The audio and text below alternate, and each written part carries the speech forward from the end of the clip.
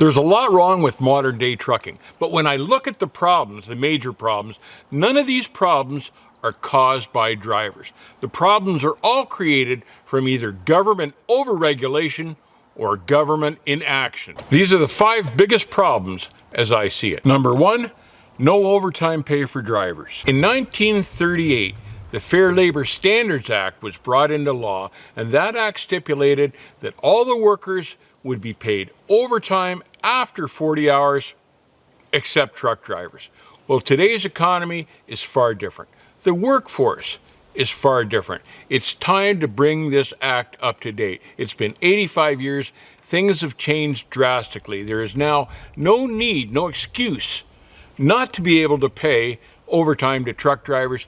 They need to fix that legislation and get rid of the Fair Labor Standards Act from 1938 as it reads, because truck drivers deserve to be paid overtime. Number 2, the ELD. Now, we all recognize that there needs to be some way to track drivers' hours of service and different things like that. And the ELD, for the most part, does that. But it is too finite, it is too regulated, it is too fixed a system for the give and take of modern everyday trucking. There is no flexibility with the ELD. It's been shown that it's not solving accident problems. If anything, it's creating them. They need to build more flexibility into the ELDs. They said they were going to do this. They've put that on the back burner. It's time to fix that and build in more flexibility so these things work the way they should. Number 3, the hours of service. I think everyone can agree that a 70-hour work week is an awfully long work week, and it's a mandatory work week of 70 hours for some drivers. Now, I've had lots of drivers tell me that they need to work 70 hours just to make enough money to pay their bills. Well, if they paid truckers overtime, certainly that would help offset that problem, but it still boils down to the way drivers are paid.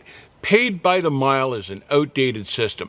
They need to revise the pay system and pay drivers by the hour or by the mile-hour combination, something so that all drivers are being paid for all the time they work. There's no dead time. So they need to revise the pay system. And then drivers could work 40-hour weeks, get paid overtime if they went over the 40, but still make enough money in that 40 hours to be able to pay the bills. Now, some trucking companies too use the ELD as an efficiency tool to try to squeeze the most miles out of drivers that they possibly can. That also needs to stop because they're putting tired drivers out on the road just to make a little more money. That's unsafe. That needs to stop as well. But we need to revise the whole hours of service system and not make a 70-hour work week mandatory. Problem number 4, load brokers. If the government had dealt with load brokers 30 or 40 years ago when they should have, we wouldn't have the problem and the mess that we have today. Today's trucking industry has to deal with tens of thousands of different load brokers, and all sorts of which pay late or don't pay at all or cut the rate. It's a mess. Now, the load brokers have gained so much power now that their body, their association that they formed, the TIA they like to call themselves, because they don't like to use the word load broker. They're fighting having to reveal all their numbers. What the shipper pays them basically is what they don't want to pay. And the government is calling on them to be transparent. They've done this once before, and all the TIA did, all the load brokers did, was find a workaround to that so they wouldn't have to reveal all their numbers. And of course, load brokers don't want to be transparent, because if the truck drivers knew all the true numbers, it would be really difficult to cheat them. And cheating them is what they're all about.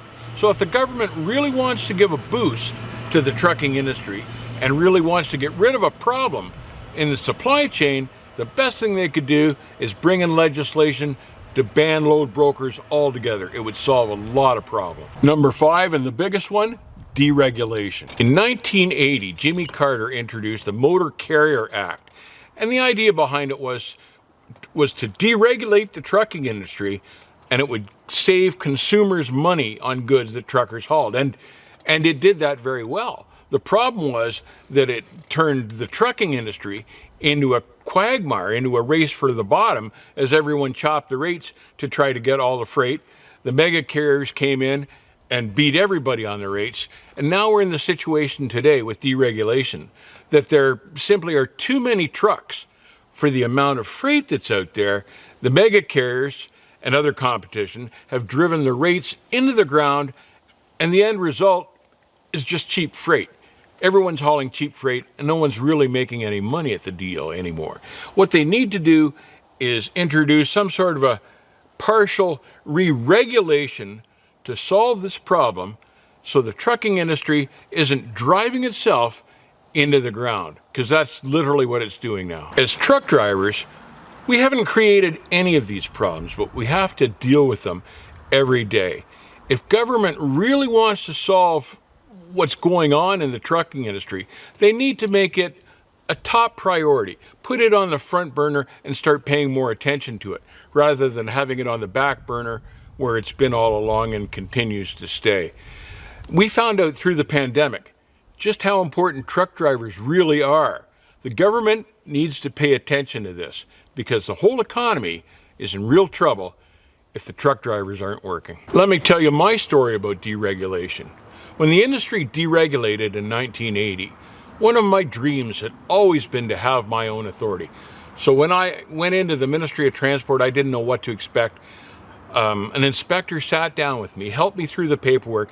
It was so easy to get my own operating authority. I was thrilled. It was inexpensive. It was a great experience, frankly. And I came out of there really excited. And I got my own truck and I got my own trailer and I started trucking, and the rates were really good. I could go where I wanted. I could command the rates that I wanted, and it was really, really good. But back then, I had no idea, I don't think anybody really did, had any idea of how badly deregulation would eventually affect the whole industry and literally turn it on its head. And that's the point that we're at today. It started out as a really good thing, and it's ended up as a mess. So that's my story on how I got my operating authority. Stay safe, keep the rubber side down, stick with trucking as long as you possibly can, as long as it's paying the bills, because it really is a good job. I'll see you on the backhaul.